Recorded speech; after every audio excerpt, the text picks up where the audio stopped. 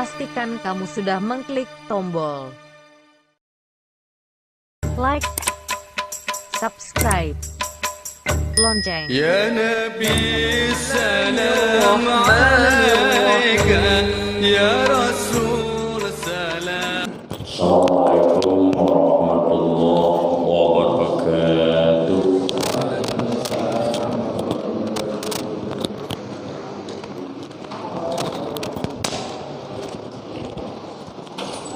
Alhamdulillahirabbil alamin. Allazi arsala rasulahu bil huda wa dinil haqq liyudhhirahu 'ala dini kullihi walau karihal musyrikun walau karihal munafiqun walau karihal kafirun. Asyhadu an la ilaha illallah wahdahu la syarika lahu wa asyhadu anna Muhammadan abduhu wa rasuluh sallallahu alaihi wasallam. Nabi Allah. A'udzubillahi minasyaitonir rajim.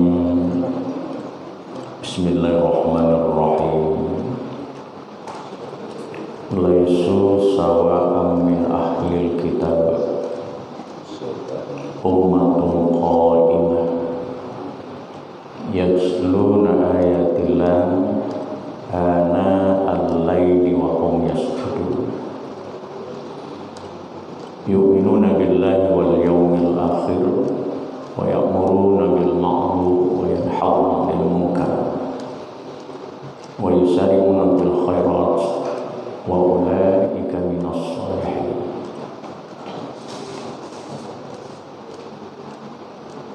Ya ayyuhallazina amanu qu anfusakum wa ahlikum nar. Shadaqallahu azim.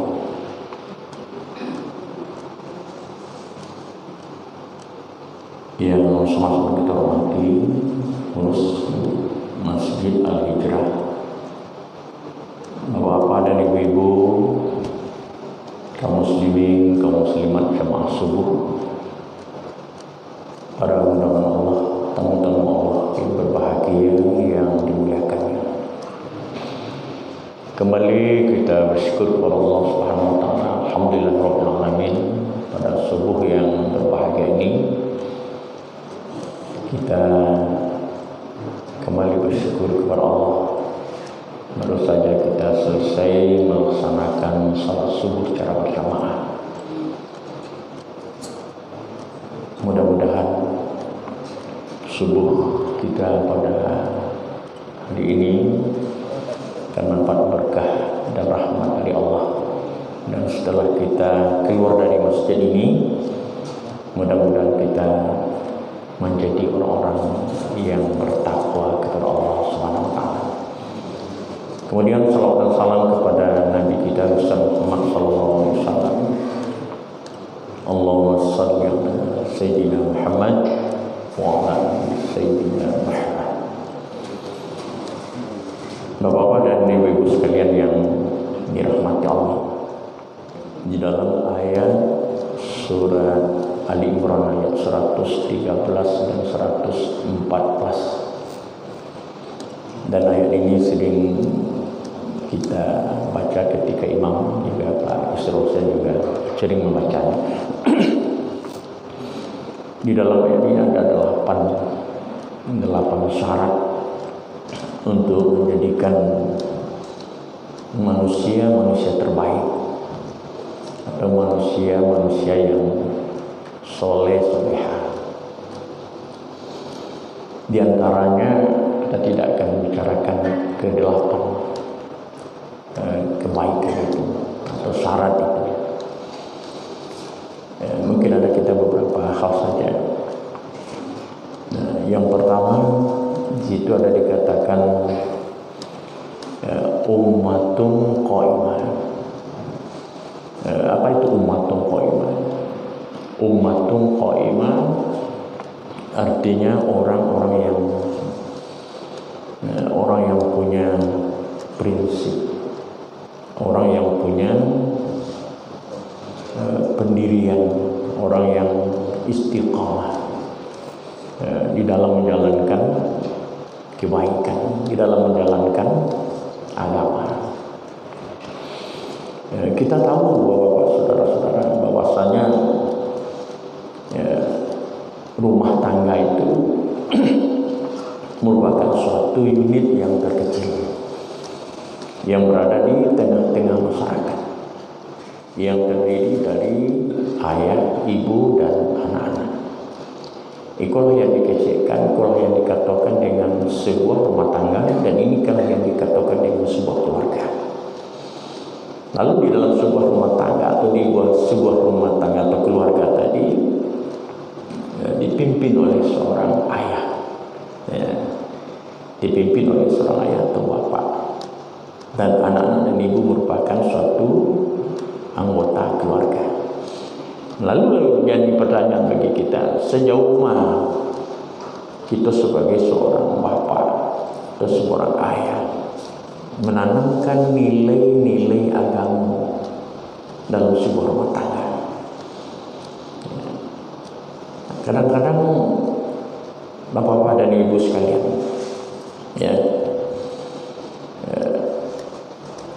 keberadaan di dalam sebuah rumah tangga itu seperti orang yang tidak beragama. Apanya tidak sembahyang, anak-anak dan tidak sembahyang, dan itu pun tidak ada menjadi perhatian. Bahkan kadang-kadang kecil apanya cukuplah puasa yang tidak sembahyang. Kalian yang sampai tidak sembahyang, tidak bisa. Tidak bisa begitu. Malah kadang-kadang bapak-bapak dan ibu-ibu, ketika orang sholat atau suara azan dikumandangkan, masih ada yang mau ngobrol, mau tota, dekadai dan segala macam. Dan itu bukan anak-anak, dan itu orang-orang yang tua-tua. Bahkan maaf bapak, tukang awak sendiri pun, tukang masjid, tukang salat dan sembahyang, aneh kan. Ini kira-kira kalau apa tukang-tukang mereka nak pakai rumah dia pakai saya kan, masalah. Jadi bapak dan ibu jamaah yang berbahagia yang dirahmati Allah, sampai di mana kita tanamkan nilai agama. Bahkan ada 3 seruan kepada manusia itu.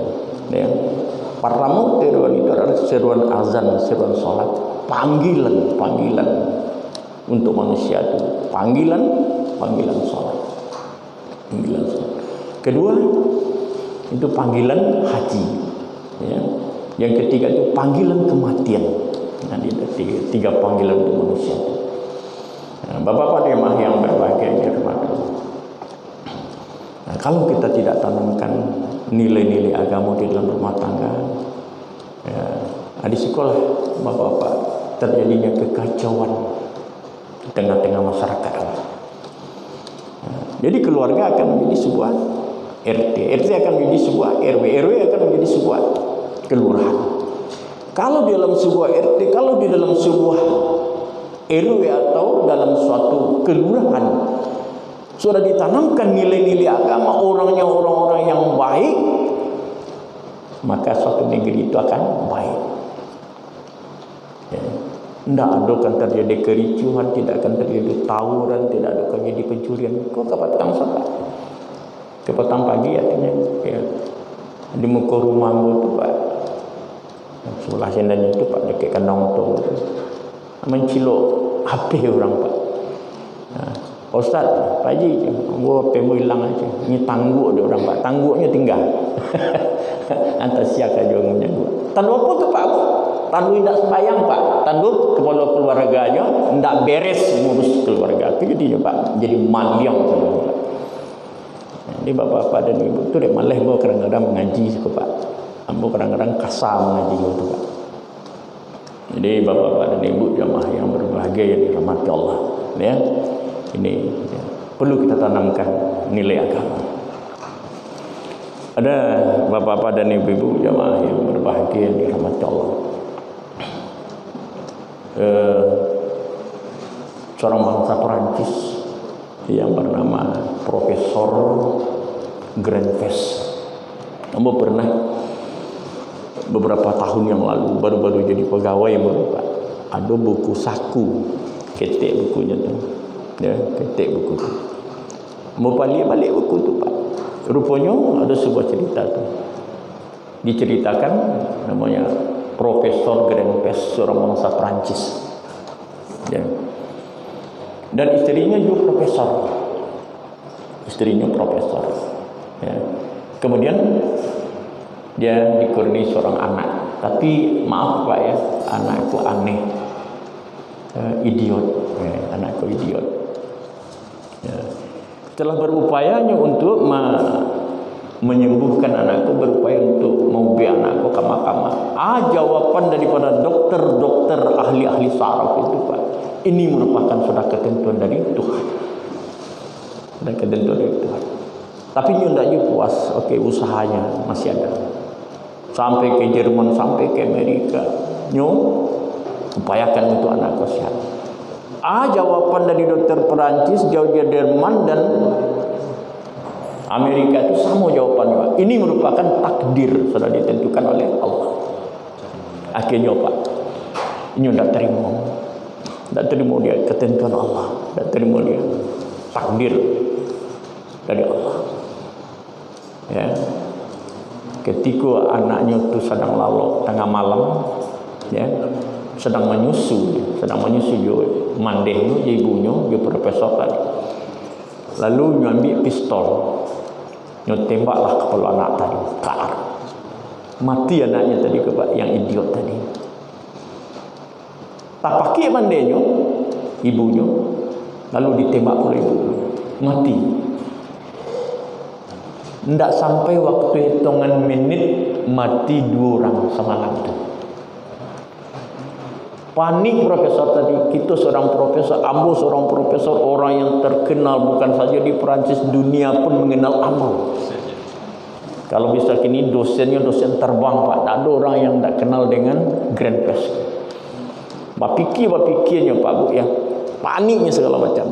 Maka dia tulislah 2 kalimat, ilmu tanpa agama. Ya, ilmu tanpa agama lumpuh. Agama tanpa ilmu tak. Nyeletak di meja Pak. Ya. Kemudian dia tembak pula kepalanya Pak. Mati semalam itu 3 orang. Ini apa? Karena agama tidak. Walaupun setinggi apapun profesor, doktor pun pangke Pak. Tapi kalau agama tidak ada nilai dari Pak. Setinggi apapun jabatan awak Pak Bu, tinggilah jabatan Firaun Pak. Tidak ada. Kayolah korun Pak. Tidak ada Pak. Tidak ada artinya kalau tidak kenal dengan Allah. Ini orang-orang yang tidak kenal dengan Allah SWT, sekalipun dia seorang presiden, sekalipun dia orang paling kaya, inilah manusia yang paling hina. Inilah manusia yang paling hina. Jadi kuncinya adalah bagaimana kita menanamkan nilai agama di dalam sebuah tangko yang berat. Kalau tidak negeri itu akan kacau Pak. Kacau. Kalau dipimpin awak oleh orang-orang yang tidak salat Pak, oleh orang-orang yang tidak maduk ke agama, maka suatu negeri itu akan tidak dirahmati, tidak diberkahi oleh Allah. Walau anna ahlal qura amanu wattaqu lafatana 'alaihim barakatim minas samai wal ard walakin kadzabu fa akhadnahum bima kanu yaksibun. Kalaulah suatu kaum, suatu negeri, suatu kampung itu beriman dan bertakwa kepadaku, kata Allah, akan kucurahkan kenikmatan, rahmat dari langit dari bumi untuk orang-orang yang bertakwa. Walakin kadzabu fa akhadnahum bima kanu yaksibun. Kalian itu penduto kepada Allah. Tidak ada dia tidak pandai bersyukur. Akan kami cabut keberkatan itu, kata Allah, dan kami ganti dengan azab. Bapak-bapak, jamaah yang berbahagia yang dirahmati Allah. Ini yang pertama. Apa yang pertama? Itu menjadikan generasi-generasi yang soleh atau manusia-manusia yang baik, ya. Wa ilaika minas sholihin, mereka-mereka yang baik, mereka-mereka yang soleh, ya. Ini yang pertama adalah ummatun qaimah, punya pendirian yang kokoh, yang teguh, dalam menjalankan agama. Ini berada. Istiqomah kita Pak. Puasa sunat, istiqomah kita untuk salat berjamaah terus menerus. Istiqomah kita untuk salat tahajud, istiqomah kita untuk baca Al-Quran. Ini yang pertama. Lalu yang kedua, ibu-ibu bapak, aku terlalu panjang kan? Yang kedua, ibu-ibu bapak, jamaah yang berbahagia yang dirahmati Allah, yatluna ayatillah. Orang-orang yang gemar membaca ayat-ayat Allah. Iko hebatnya orang-orang awak dulu Pak. Amma-amma awak dulu, orang gaya-gaya awak dulu di kampung-kampung Pak, rumah sederhana, dinding tadih, dinding palupo, jo lampu togok Pak, menjalang maghrib jalang isya Pak, nyobacolah ayat Al-Quran walaupun dengan suara sederhana. Bacalah awak di kampung-kampung Pak. Bismillahirrahmanirrahim dengan suara yang tapi kita masuk ke dalam rumahnya itu Pak, tenang awak rumah awak lah rancak batingke baik selalu rengkap dalam rumah itu Pak, tapi Al-Quran tak pernah tadanga dalam rumah itu Pak. Coba bayangkan Pak, entah oleh orang tinggal di rumah kan tidak dapat, entah oleh orang Islam tinggal di rumah itu tidak dapat. Nak kasamui Pak tu lah. Ketujuh dapat kejadian undang-undangnya masuk-masuk oleh Ustaz Irman. Ustaz mau masuk lain. Ustaz Irman itu tak ada pernah ngaji. Ambo dimasuknya jadwal boleh. Dia bisa mau dosa masuk lain. Ya. Bapak dan ibu jamaah yang berbahagia yang dirahmati Allah. Ini ya.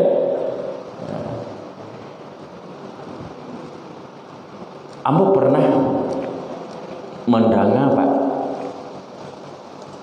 Bapak Menteri Agama awak kini ketiga tu jadi wakil Menteri Agama periode SBY ya, jilid 2, berarti ada sekitar 5 tahun yang lalu ya. Beliau penutup STQ internasional di Jakarta. Kecil beliau ketika itu buku yang paling laris, buku yang paling laris, buku bacaan yang paling terlaris di dunia itu adalah Al-Quran. Ini buku yang paling terlaris di dunia itu adalah Al-Quran.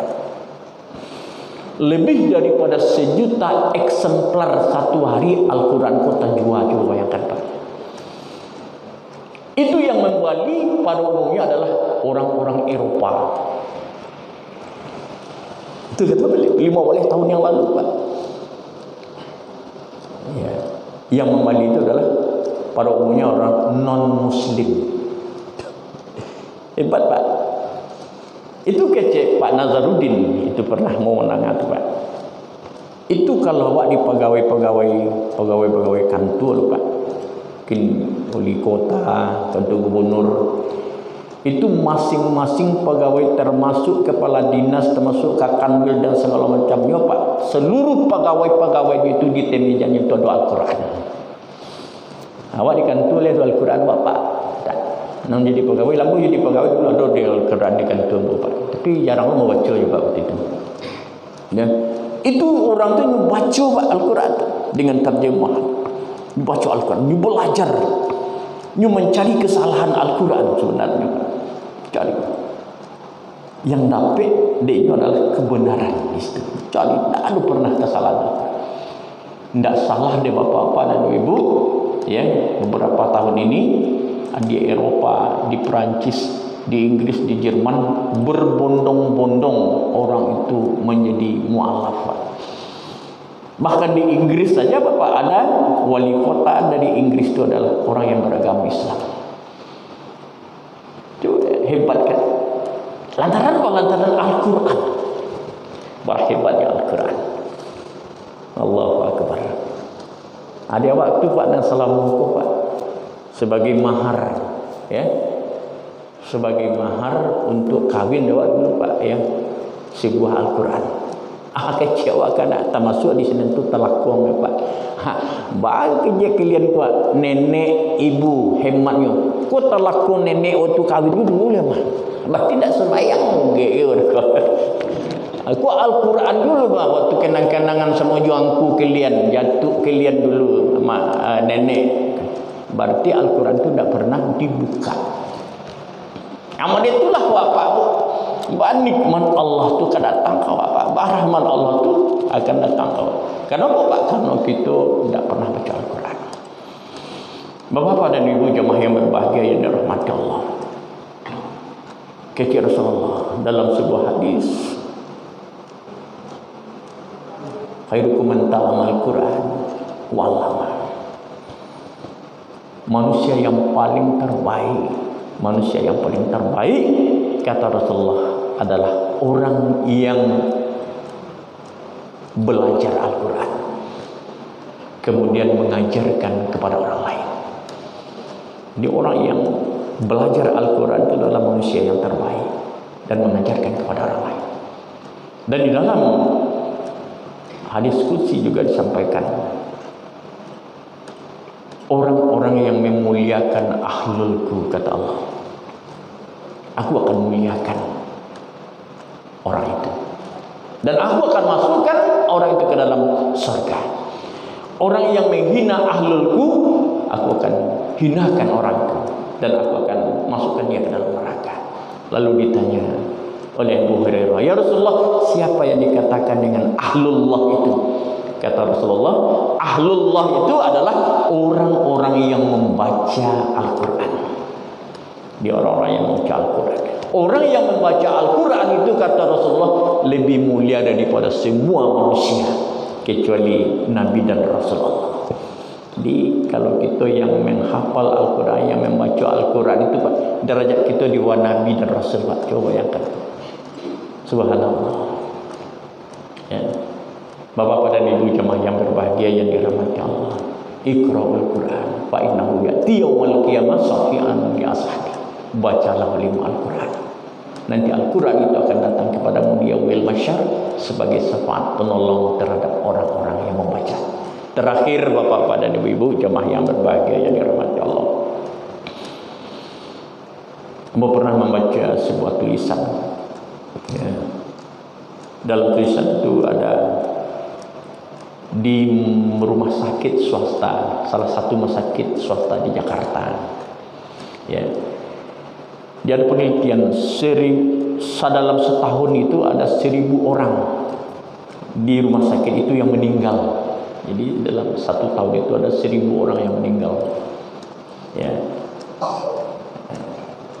Kemudian Bapak dan Ibu, dalam 1.000 tadi itu hanya 70 orang yang bisa mengucapkan la ilaha illallah, yang bersyahadat matinya Pak. Ya, 70 orang, berarti 930 mati di luar Islam. Ya, kita di luar Islam. Di situ kan ada petugas-petugas, ya.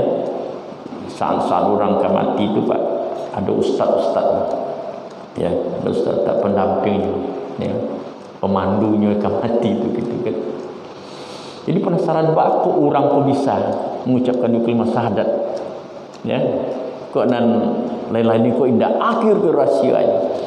Ya carilah halaman tu Pak, posobok sianu posobok ke 70 orang itu. Itu berpencar daerahnya Pak, ada yang di Kalimantan, ada yang di Sulawesi, mungkin ada yang di Sumatera Barat, Sumatera segala macam.